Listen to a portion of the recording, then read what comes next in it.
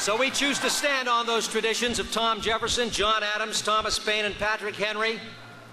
Our public servants, well, they're not going to get out of the Army. You and I know that.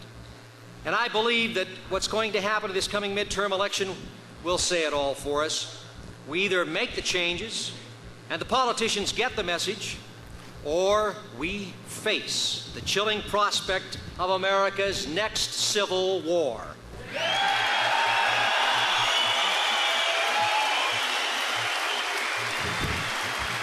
Now, it's going to mean the breakup of America, and it'll also be a nightmare. It'll be a horror. It'll be a vision of a world out of control. Hopefully, we're going to be able to shake ourselves free of the clutches of these parasites. And if we can hold on to Samuel Adams' words to the Patriots 200 years ago, at least until the election, to never despair, where there's a spark of patriotic fire, we will rekindle it. My friend, these people around the world who hate us, the envious people, only hate the excellence they cannot reach. That's your excellence. They want the wealth generated by this nation and our natural riches. And I know that you would agree with me. I'm not going to give them this nation.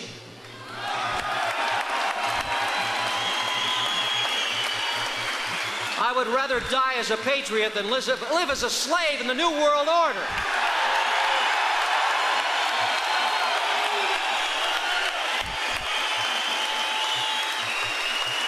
And as Patrick Henry declared in a time that was very similar to this, Tom Paine's words, these are the times that tried men's souls. Patrick Henry said, if we wish to be free, if we mean to preserve inviolate those inestimable privileges for which we have been so long contending, we must fight. I repeat, we must fight.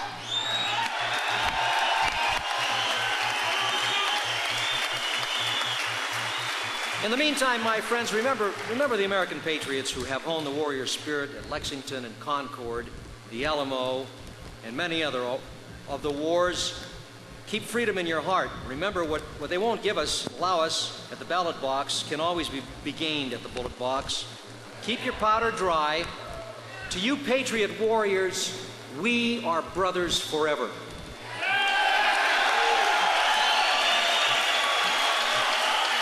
And burn Jefferson's words into your mind. Burn these words of Jefferson into your mind. The last hope of human liberty in this entire world rests on us. Excelsior! Excelsior! Excelsior! Thank you. Mr. Mark Scott. Mark, don't leave yet. Mark, I was given this award from Mike Sessa, the gun owners of Macomb County. He wants me to present this to Mr. Mark Scott on behalf of them and all freedom-loving Americans. We hereby present our Golden Minuteman Award to Mark Scott as a symbol of our gratitude for your unyielding participation in the fight to retain our individual rights. Thank you. Thank you. Thank you. And here's something else. John Kuhn, and let me say this to all of you. You know, I don't support candidates usually. I know that they're passing the basket around here. This thing costs some $30,000 plus. John Kuhn doesn't have the kind of money that the Lennon brothers and the others can get and the Dingles can get. So that's what that contribution is for, and it's certainly for a great cause. Freedom in America. Go get 'em!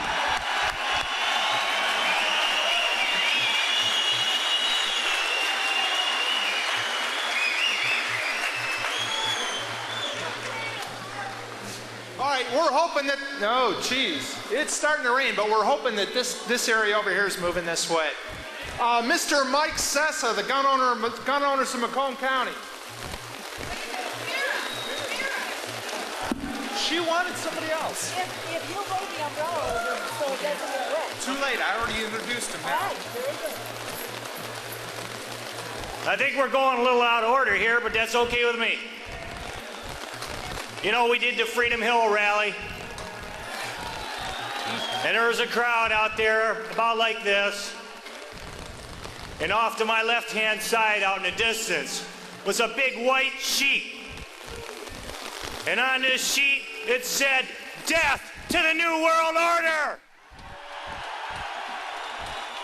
That flag, that UN flag, will fly over this state house, over our dead bodies.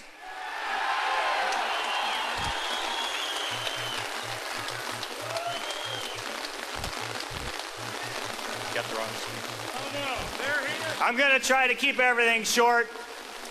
What I'm talking about here today is political activism.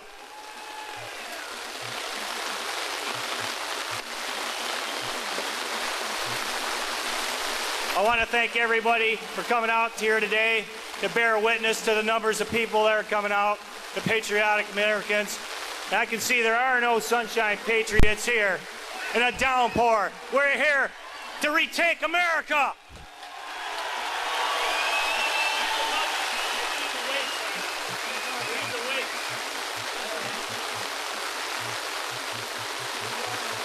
November 8th is going to be our day. November 8th, Election Day.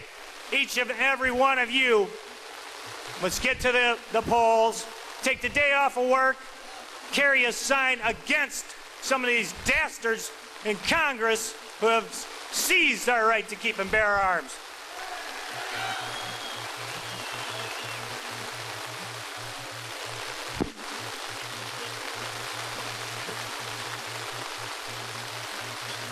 I want to read their names. The enemies of a free people. I want to burn these names into your brains. Congressman David Bonnier, the House Majority Whip. He's the guy who pushed this through. He's my congressman, and I'm going to do the best I can to kick him out of office. Sander Lennon.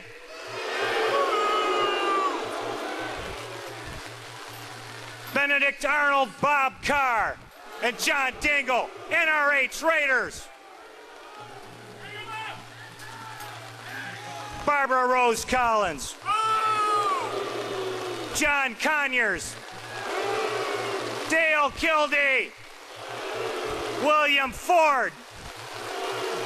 And the only Michigan Republican traitor, Fred Upton, who had me thrown out of the Republican State Convention because I wanted to call him a traitor to his face. I'm going to cut it short right now. We need everybody to stand in solidarity, stand in unity, and all vote together and vote these bastards on out of office in November. Thank you very much. Thanks, Mike. Well, I guess it's clear we're not Sunshine Patriots, huh? All right, we're going to try and continue to move through here real quick. Next, we have Vera Cohen, Grandmas for Guns.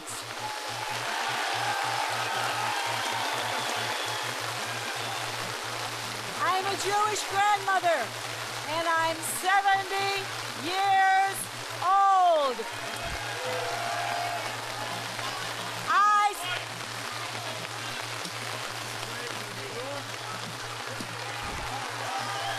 Is that better? I speak to you of injustice, of civil and human rights denied. I ask you, who are those that suffer most from violent criminal predators? They are the women, the minorities, the poor. Yet who are those who are allowed to exercise their right to keep and bear arms in self-defense in this state?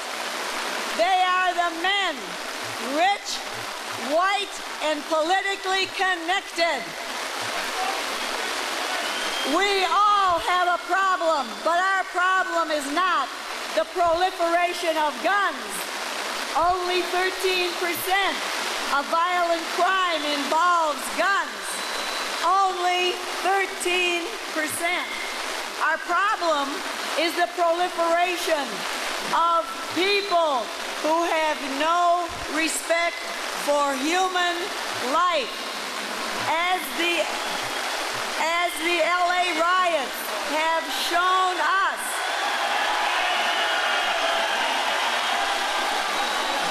as what happened to Rosa Parks has shown us, as our newspapers show us daily, the police cannot protect us as individuals. They can't possibly protect the first victim of a violent crime unless they are lucky enough to be on the scene. They can only protect the second, the third, or the 50th potential victim by locking up the criminal. So how can we protect ourselves? Among the rights to life, liberty, and the pursuit of happiness, we all have a right to defend ourselves against those violent criminals who threaten our most basic right, the right to life. Every person has the right to keep and bear arms for self-defense under the Michigan and U.S. Constitutions. Our constitutional rights do not expire when we step outside our doors or get into our cars. We all have a right to use the most effective and portable means of self-defense, just as our police, the handgun. If there were more effective means of self-defense than a handgun, our police would be carrying it. Even though doing so is nominally legal in this day and age, open carry of handguns by honest citizens is so uncommon that it panics bystanders into calling the police. For that reason, arms carried during daily activities must be carried concealed. Our legislators have decided that in order to ensure the safety of our citizens, the carrying of concealed weapons without a permit must be illegal, and that issuance of concealed weapons permits must be strictly controlled. But criminals are already lawbreakers, and they are not deterred by such legislation. The only ones who suffer are the law-abiding citizens who find themselves disarmed and defenseless against criminal predators by our legislators. Those in power like the things the way they are. They believe in special rights for special people.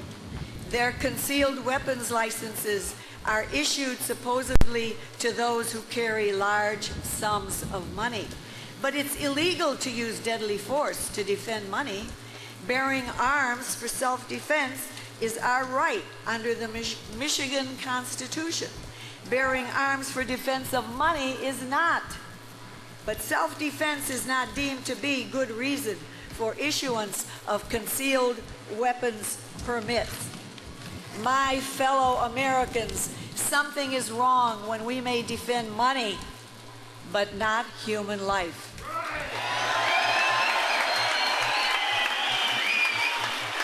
Examples abound of what happens when defense of human life is deemed to be illegal. High crime areas such as Washington, D.C., New York City, Los Angeles, and yes, Detroit have policies that effectively prevent anyone but the rich and powerful from carrying concealed handguns legally.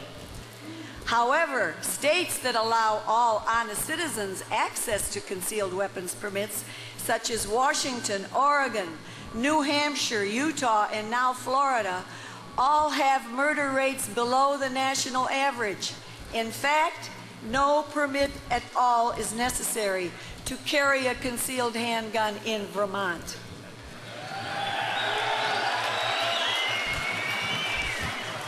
Since the passage of liberalized concealed weapons permit law in 1987, the murder rate in Florida has dropped 24%.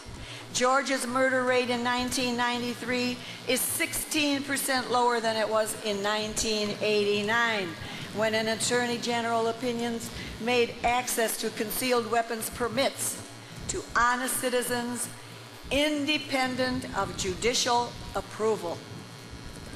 If allowing citizens to carry concealed weapons were a threat to public safety, Vermont, where no permit is necessary, should be in the national news every night instead of the very areas like New York City, Los Angeles, Detroit, and our murder capital, Washington, D.C., where honest citizens without special privileges are left defenseless against violent criminals unless they become lawbreakers as well.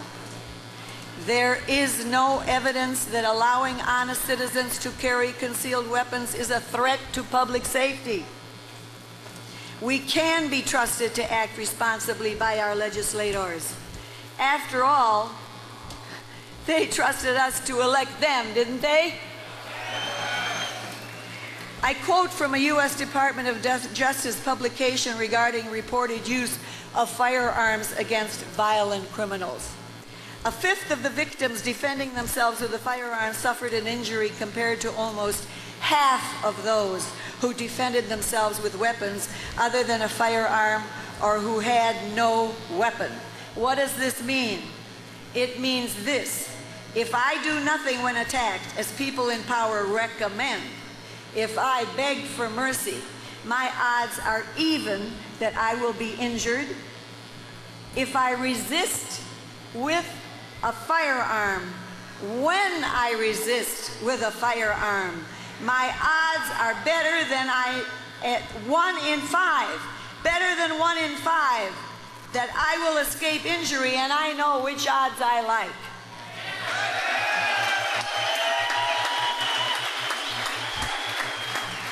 The police and our legislators say, do not resist. The police and our legislators would have me beg for my life when a violent predator attacks me or my grandchildren with a knife. The police and our legislators want me to kneel and surrender when someone pulls me out of my car, kicks in my door to rob and beat me.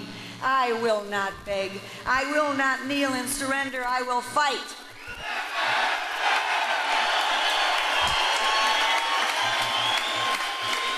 But I am forbidden by law to exercise my right to use the most effective and portable means of self-defense, just as our police, the handgun. Our founding fathers left us this legacy, that the people, not just the rich and the powerful, but all the people, including the weak and the poor, have the right to keep and use the means to defend themselves against criminals and against criminal governments.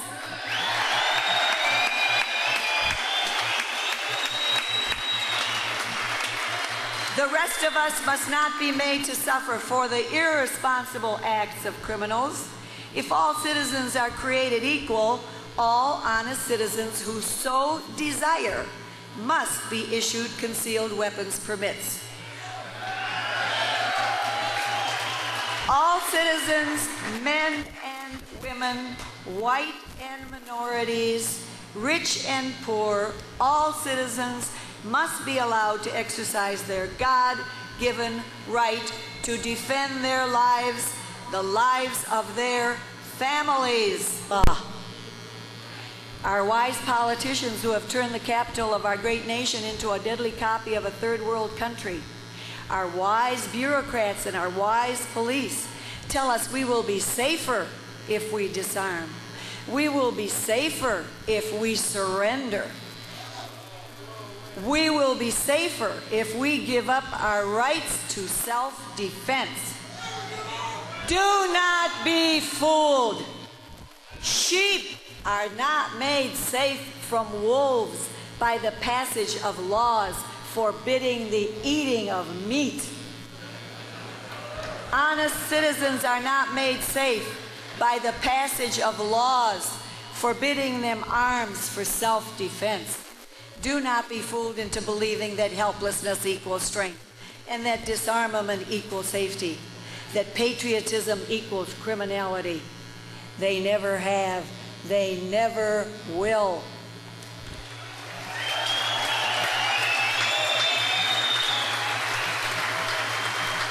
My fellow Americans, you are not here because you love guns.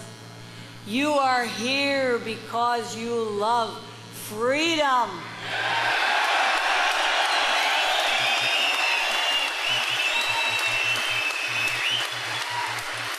You have until October 11th to register to vote. Please vote with me for freedom. Send this message with me to politicians out there. Tell them, stop tying our hands and making us victims.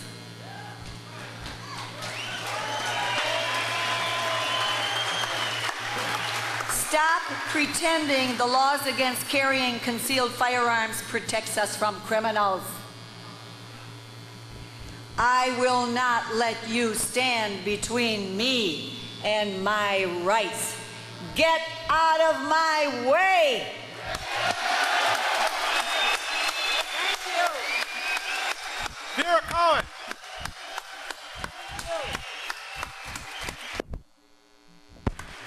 Did it. Okay, we have one more speaker before we bring up Ted Nugent. One more speaker. Mr. Ray Southwell of the Militia of Northern Michigan.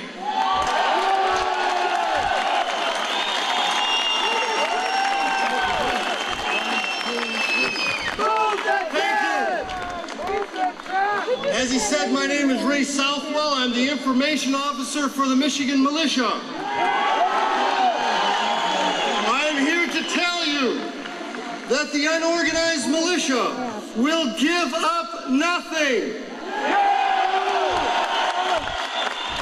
Not our arms, not our freedoms, not our liberties. How many of you are veterans? Let me see your arms. I want to thank you for serving this nation. But now is a time for all, veterans and non-veterans alike, to stand for freedom, to serve the people. We are at an age, a time where we are losing our freedoms and liberties. When there is armed assaults on law-abiding citizens, something is wrong. When our government burns a church and buries the evidence, something is wrong.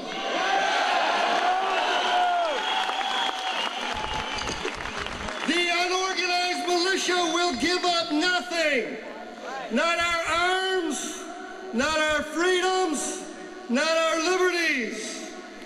Patrick Henry said, nothing will preserve our liberty but downright force.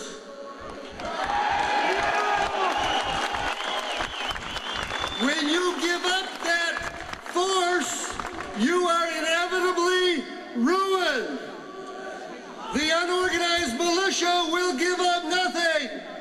Not our arms, not our freedoms, not our liberties.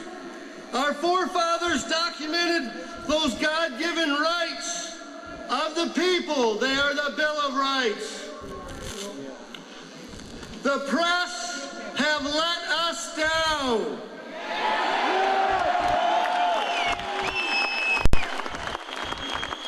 The press, the mainstream press, do not report the truth. They do not investigate the truth. They are lily-livered, weak-spined jellyfish who wouldn't know the truth if it bit them on the nose. The unorganized militia will give up nothing.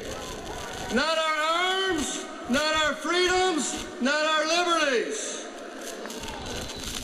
because the press has failed us, our forefathers gave us the Second Amendment, the second article of the Bill of Rights, the final protection of our liberty. Abraham Lincoln said, "We the people are the rightful masters of Congress and the courts."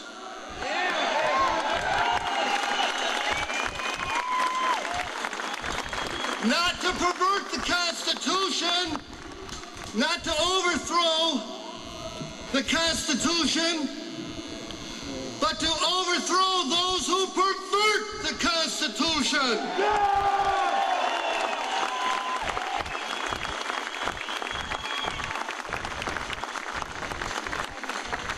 The unorganized militia will give up nothing. Not our arms, not our liberties, not our freedoms. We must let the tyrants know we are preparing to defend our liberties. We must look beyond our prejudices and grab onto freedom.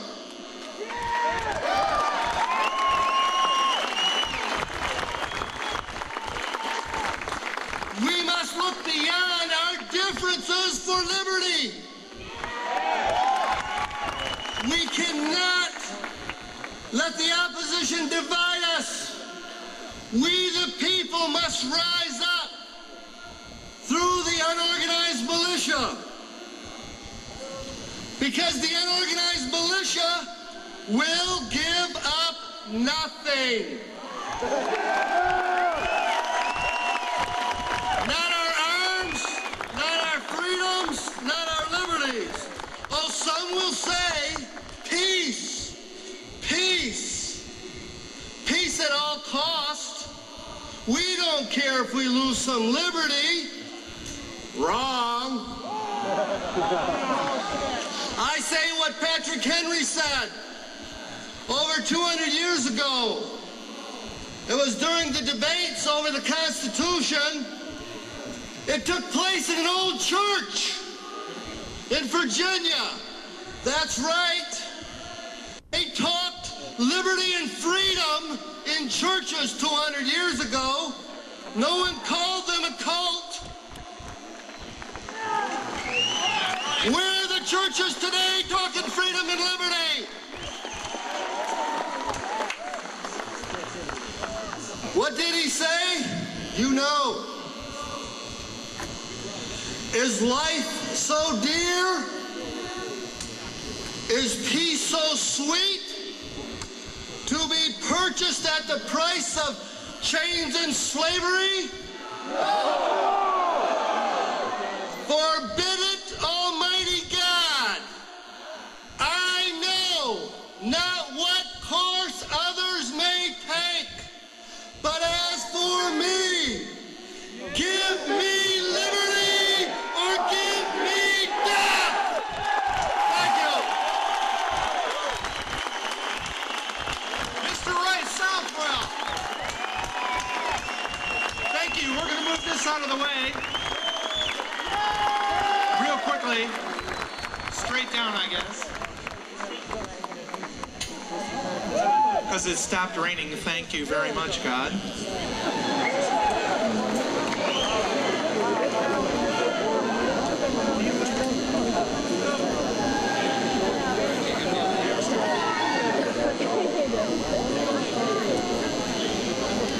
Okay, we almost got it.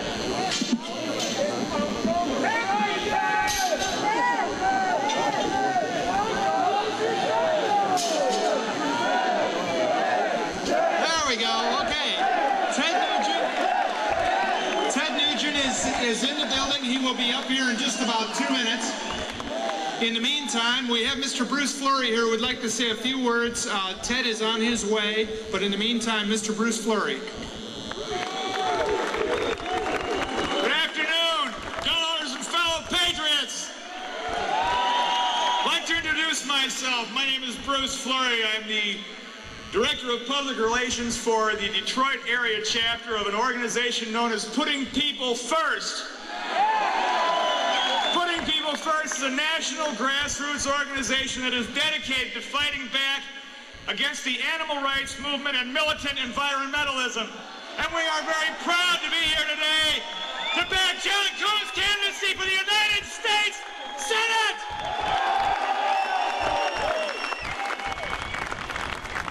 And we heard a lot today about the need to preserve and protect our Second Amendment rights to keep and bear arms.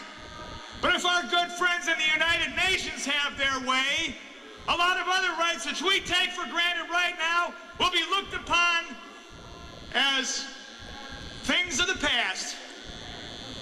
Now, we've just endured the United Nations Conference on Population and Development, which was bad enough. But a new threat looms on the horizon, a deadly threat to our personal liberty, economic freedoms, and constitutional forms of government. This is called the United Nations Convention on Biodiversity. Now, also called the Biodiversity Treaty, it's currently being debated on the floor of the United States Senate. And although the preamble, only the preamble rather, has been written, El Presidente, Mr. Clinton, has already signed a preliminary agreement. This measure, my friends, is the clearest manifestation that we have yet seen of the New World Order which Mark Scott talked about. If the Convention on Biodiversity is ratified by the United States Senate, it will equalize all forms of life on Earth, my friends, which means that you and I will be considered to be no more important or no less important than plants, animals, or even microbes. Productive nations like the United States will be obligated to hand over vast sums of money each year to so-called developing nations like Somalia and Rwanda in order to bring them up to speed with their less technologically advanced counterparts.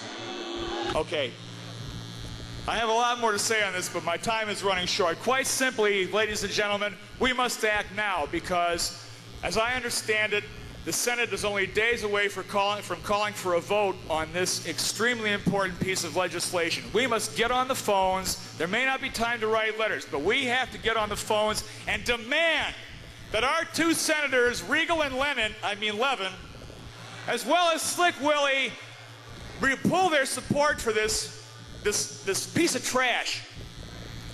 When you call, remember to mention specifically Senate Treaty Document 103.20. Now, if this is ratified, this will supersede the United States Constitution. And thankfully, our House of Representatives can't vote on this. Only the Senate can vote on international agreements. What do you say, folks? Do we knuckle under and crawl to the globalists, or do we tell Mr. Gore, Ozone Al, do we tell Slick Willie, and do we tell Mr. Boutros Ghali and the gang out on the East River in New York to stick this treaty where it belongs, namely where the sun don't shine? Do it, my friends, and free Budson and Nevers.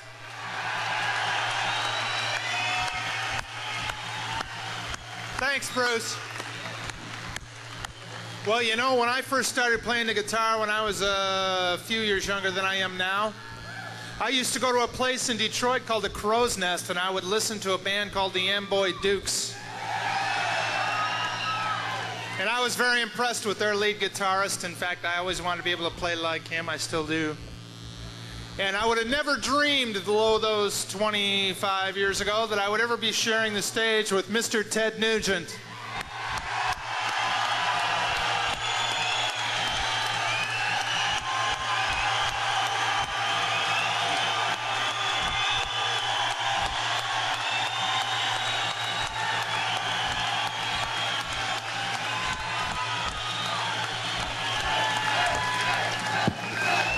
Look, Rocco, a well-regulated militia.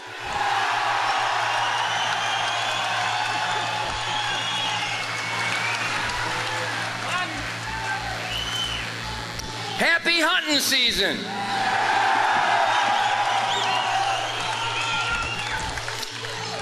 there I was, back in the wild again.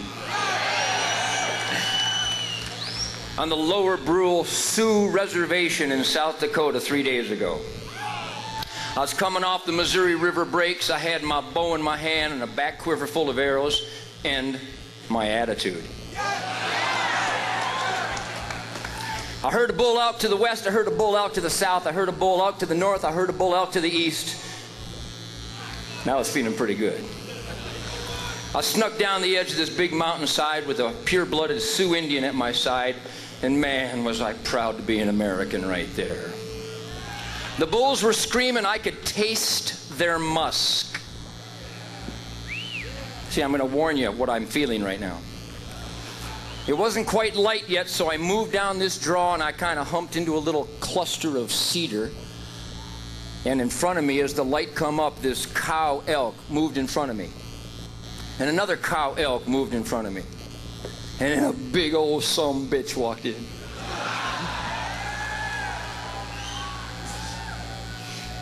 And I got an arrow on the string.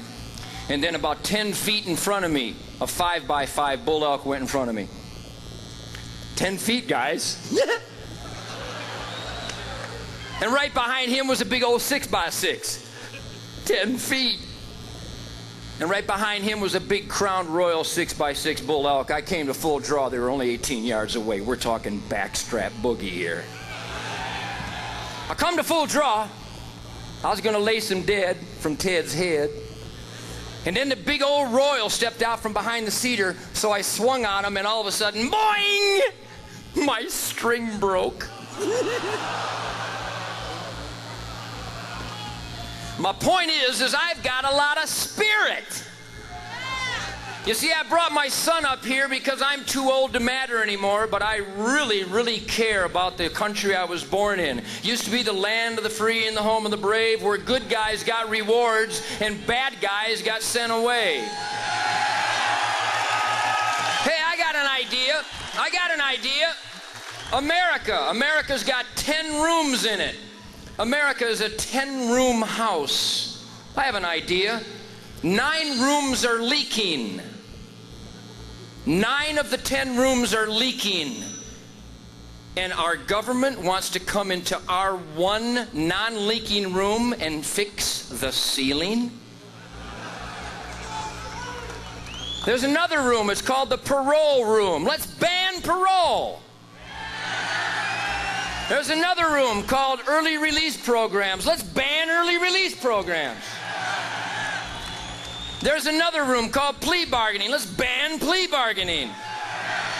Can you imagine that someone who thinks they're in charge of our lives actually wants to reduce the Second Amendment of our Constitution to a sporting goods issue? Does that hurt? Does that break your heart? But then shortly after the heart is broken, does it piss you off?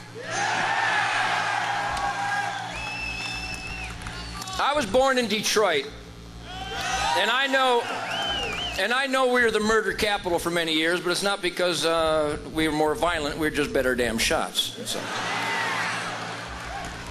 Gun control has been able to hit the same hole twice, I believe. I'm here today because rain don't bother me. I happen to like rain just before October 1st.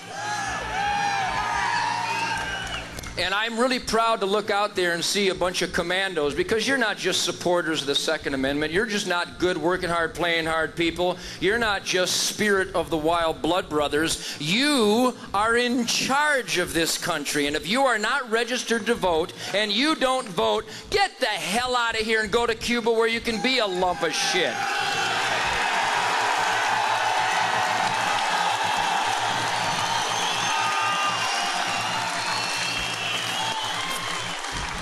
You know, I didn't hear all the speakers today, because after my string broke, I've been cleaning my pants for the last 3 days. I got a trophy pair of long johns, I'm telling you what. But I'm here today because I have a date next Saturday. And I'll be continuing with the most amazing radio and TV and interviews that you've all witnessed, unless you just got here from Bosnia. You've seen me, you've heard me on Q106 and all across this state. When I speak, do I not speak for you? Do you think anybody can stop me? You noticed. Bottom line is that this country of America is supposed to be different.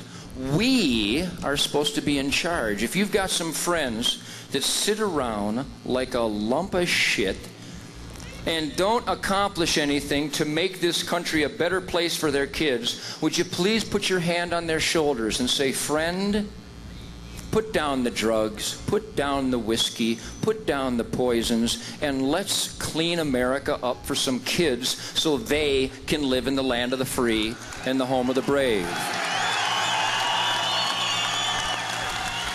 It's so simple. It's so simple, it's stupid. It's so simple, it's stupid. Can you imagine where we've gotten in 1994? How did this happen? Banning something they call assault weapons? These are defense weapons. And the Second Amendment means that we're supposed to defend our families, our homes, and our communities, and our states, and our country from any evil, whether it's an enraged grizzly bear, or a corrupt politician, or a government who wants to force our children on some equal plane education system where people that do drugs in class get the same report card as the kids that work hard. Are you with me on this? To think that they just walk all over us. You know, there's this great song called Don't Tread on Me. I kind of like it. It's not a damn song. It's what separates America from the rest of the world. We have got to take charge. We've got to get out and vote on every issue. We've got to get all our family, all of our friends to register, find out who really represents what's in our heart and soul, and take to heart what you heard here today. There is a monster out there that wants to control your lives, and they are doing it. The cities in this country that have the most restrictive gun controls only have 6% of the population, yet they've got over 80% of the crime. Oh, let's go that way. I talked to Governor John Engler recently, and he told me that he would never sign any more bills, any more laws. He would not enact any more laws that would restrict any more law-abiding firearms ownership. Let's watch the people in office, and if they represent what's in your heart and soul, vote for them and get all your friends. 10 buddies, 10 buddies, 10 buddies, 10 buddies, 20 buddies, 10 buddies. I want you to contact everybody you know. Register them to vote. Get them to do some homework. Find out who represents what's in your heart and soul. Vote for the people who do represent the truth, and get the scum the hell out of our lives.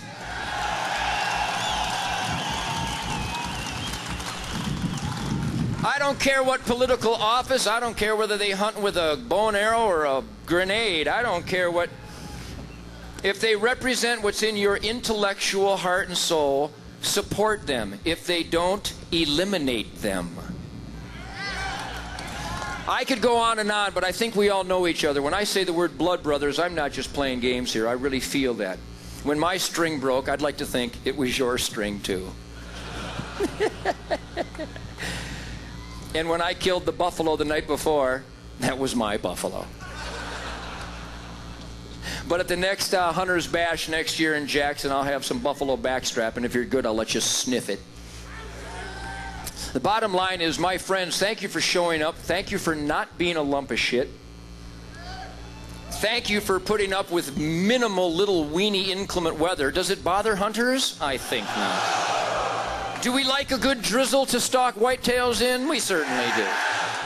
Do we want semi-automatics taken out of our homes? I think not.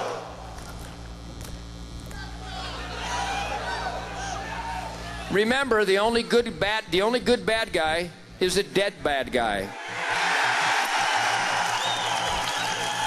I got a new song I wrote, and I wrote it for you. It's called I Shoot Back. You can't do that with a squirrel rifle. You can't do that with a sock full of quarters. You certainly can't do that with 911. You can't do that with paperwork. I want you to look around and look at the state troopers and look at the city cops and look at the law enforcement people that are here today. And there's a bunch of them off duty out there right now. And I salute you, my friends, but don't forget, you work for me.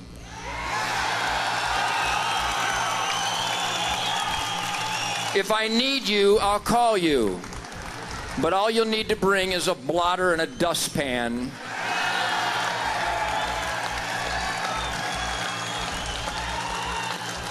Because my kids will never be a poly class, because the first time somebody rapes or murders somebody, he should be dead. You know what 3 strikes and you're out is? That means the first 2 kids don't matter. And remember, I'm just a goddamn guitar player. That's sad. I'm the Motor City Madman, and I'm out thinking the government.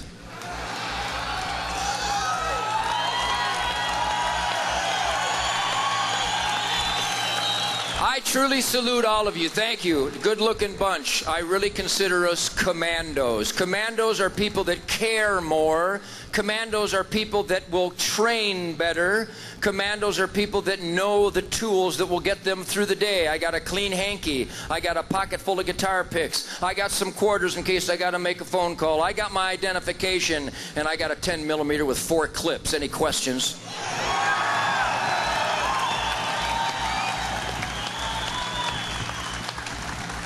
I've had some death threats. Come on.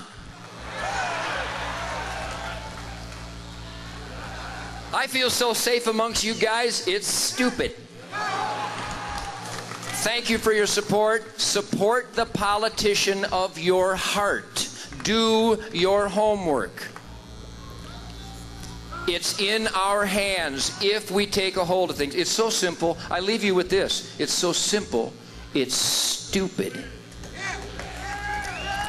Register all your friends, vote for the good guys, and get the punks out of our way. Happy hunting season 1994, and everybody live it up.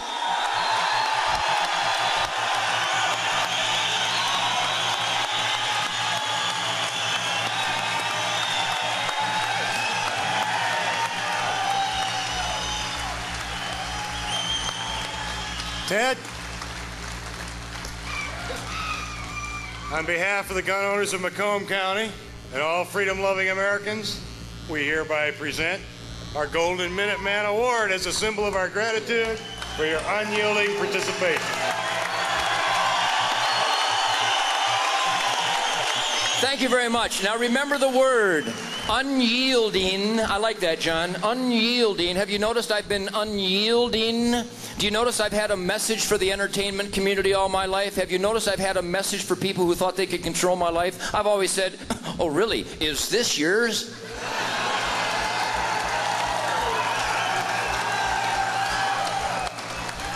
Unyielding involvement. If you're not, Fred Bear told me in 1987, Fred Bear told me when I was hunting with him at Grouse Haven,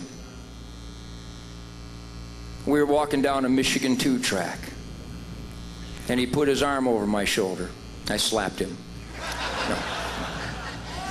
He put his hand on my shoulder. He had his oxygen tent with him. He had his little bottle of oxygen. It was only months before he died. And he said, Ted, I know you've gotten a lot of criticism. You got a lot of people out there that you upset. Have you noticed that? He said, I like what you're doing. And Fred was a good guy. He said, Ted, just keep it up. Be Ted Nugent anyway.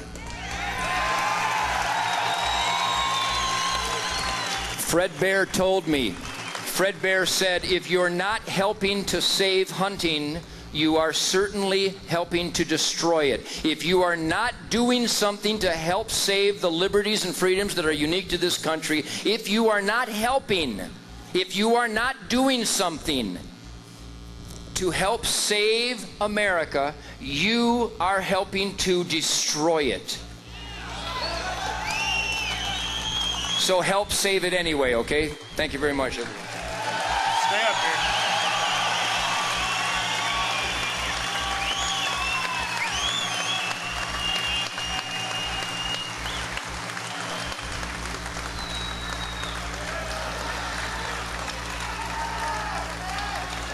Show 'em.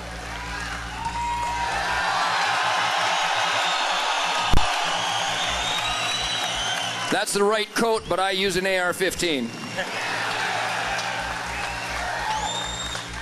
Okay, I've got just 3 things I'd like to tell you. Number 1, I'll tell you something. There are no sunshine patriots in this crowd. You showed the state of Michigan something today.